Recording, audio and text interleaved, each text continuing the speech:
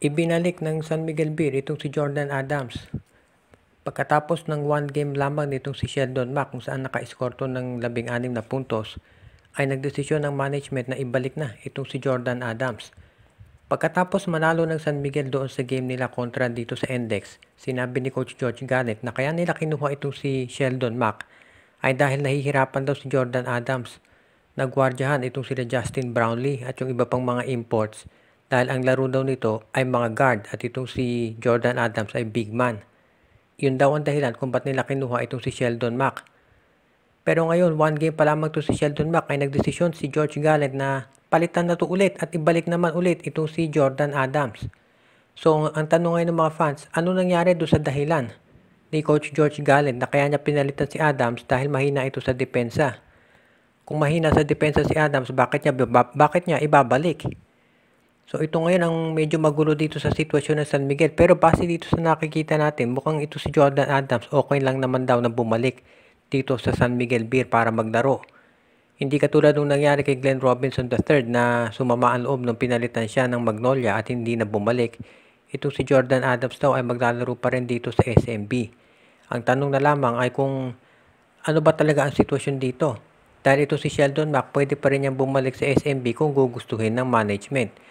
So tignan natin, ang maliwanag dito si Sheldon Mack maglalaro o si Jordan Adams ang maglalaro mamaya na import ng San Miguel Beer kontra Phoenix. Kaya abangan natin kung anong magiging resulta nito.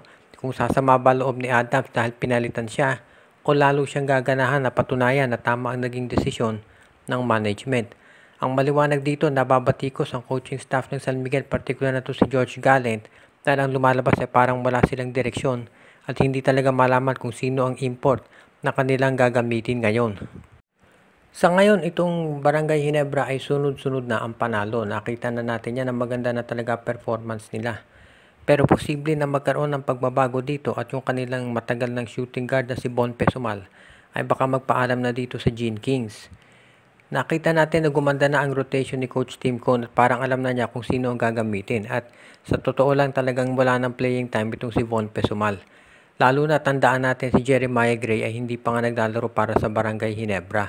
So ibig nito sabihin kung pagbabasihan ninyo yung lineup ng Ginebra ngayon sa guards, of course itong si RJ Abarientos at si Scottie Thompson dyan. Sa shooting guard itong si Stephen Holt at si Maverick Hanmisi. And of course pagdating ni Jeremiah Gray, yan maglalaro yan malamang sa small forward din. So ibig sabihin itong si Von Pesumal talagang mukhang wala ng lugar dito sa Barangay Ginebra. At yan ang dahilan kung ba't malamang ito'y matrade na dito sa Terra Firma o kaya Northport Batang Pier. Ito ngayon ang kinakailangang pag-isipang mabuti ng Ginebra kung ititrade talaga nila si Pesumal. Malamang ma-trade na nga to dahil wala ng playing time at baka first round draft pick ang makuha nilang kapalit o di kaya naman ay additional players mula sa Terra Firma o Northport. Posible rin na masama itong si Pesumal dito sa trade sa Northport kapalit ni Arvin Tolentino. Maraming posibilidad na pwedeng mangyari dito pero ang maliwanag itong si Von Pesumal hindi na magtatagal yan dito sa Barangay Ginebra. Nagka-playing time sana itong si Von kaya lang ang nakuha ng Ginebra itong si Jeremiah Gray at siya ang nabigyan ng playing time ni Coach Tim Cone dahil mas versatile maglaro itong si Jeremiah. Nung na-injure naman si Mayan, nakuha nila ang unrestricted free agent na si Maverick Hanmisi. So talagang medyo walang playing time talaga at lugar itong si Von Pesumal dito sa Ginebra. Kung mapunta siya sa Northport o Terra Firma, posible na dyan magka-playing time itong si Von Pesumal at lumabas yung kanyang skill set. Dahil nung naglalaro naman niya sa Global Port, doon talaga may playing time siya. Posible nga kaya na ang Converge Fiber XL ay magpalit ng import. Ito ngayon ang usap-usapan dahil marami nakapansin dito kay Scottie Hobson. Yung first few games niya dito sa Converge, maganda performance niya. Pero lately, ito raw ay bumagsak at maraming nagsabi na baka may kinalaman dito yung injury na nararanasan ito. Nagkaroon kasi ito ng tinatawag na leg injury at sa paniwala ng iba, baka yan daw ang dahilan kung ba't medyo masama yung kanyang nagiging laro ngayon. Hindi pa natin matiyak kung ito nga ay totoo.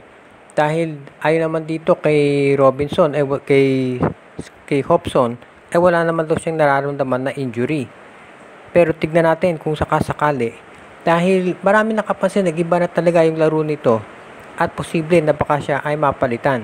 Pero kinakailangan pa natin siguraduhin dahil alam naman natin na very risky yan talaga kung bakit magkakaroon ng tinatawag na pagpapalit ng import. Nakita nyo naman yung San Miguel Beer kung ano nangyari. Nag-flip-flop sila dito kay Sheldon Mack at dito kay Jordan Adams. Kaya sa ngayon, itong Converge FiberXS malamang gagawa ng paraan yan para masiguro na yung kanilang import ay hindi magkakaroon ng ganyang issue. As much as possible, syempre ayaw nila napalitan si Hobson. Pero kung makakakuha sila ng mas mahusay na kapalit, yan ang gagawin nila. Pero for now, pwede nating masabi na status quo muna itong Converge FiberXS pagdating kay Hobson at imo-monitor nila yung kanyang performance. Hindi rin naman natin masisisi talaga si Hobson sa lahat ng nangyayari dito sa Magnolia dahil nakita rin naman natin dito sa Converge rather dahil nakita rin naman natin na may nagka-problema din sila sa injuries pagdating dito kay Justin Arana at sa iba pa nilang players. Pero so far at least ang Converge nakabawin ng panalo kahit papano at dito natin makikita kung ano pang adjustments ang gagawin nila in the future sa kanilang lineup. Medyo nahirapan itong Magnolia Chicken Templados dito sa game nila kontra sa Terra Firma Jeep. Wala pa dyan si Christian Stan Hardinger, take note. Pero at least nagawa ng paraan ni Shabazz Muhammad para maitira yung game-winning basket. Sabi nga ni Coach Chito Victolero, kahit 1 point, 2 points o 10 points ang lamang mo, basta panalo, ay panalo, yun ang importante. Hindi naman binibilang yung puntos dyan. Kaya sa ngayon, sabihin natin medyo nag-struggle to si Shabazz Muhammad dahil syempre first game pa lang naman niya yan. Pero nakita na natin na maganda yung chemistry ng team. At kahit limited yung minutes ni Shabazz dahil sa foul trouble, nakita natin na maganda samahan ng mga players. Kaya good news ito para sa Magnolia. Nakita rin natin as usual maganda na contribution ito si Xavier Lucero. At talagang magandang pick up ito para dito sa Magnolia Chicken Templados na gagamit siya ng mabuti. At yan ngayon ang dahilan kung ba't marami naniniwala na itong Magnolia ay malayong mararating ngayong konferensya na to. Plus itong si Jerica Hanmisi talagang nagamit niya. At sa lahat ng players ngayon sa PBA, ito talaga si Hanmisi clearly alam kung ano ang gagawin pagdating dito sa 3 points, to sa 4 point area. Parang na-master na niya yung ganyang scoring. At alam niya talaga na kailangan niyang umiscore dyan. Hindi niya pinipilit yung mga tira niya.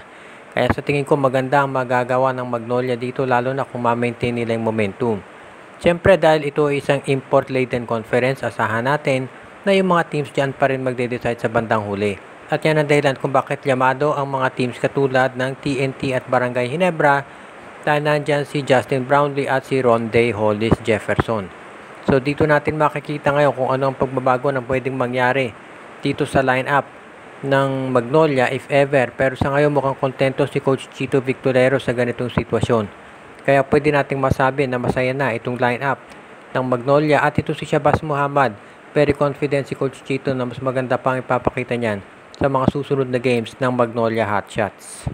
Shoutout kay Joseph Pineda, Jonel Alagon, RG Bueno at Dalina family, Joshua Giray, Espejo at Rosales family, kay Junjun, Angie, Patpat at B-Boy Matas.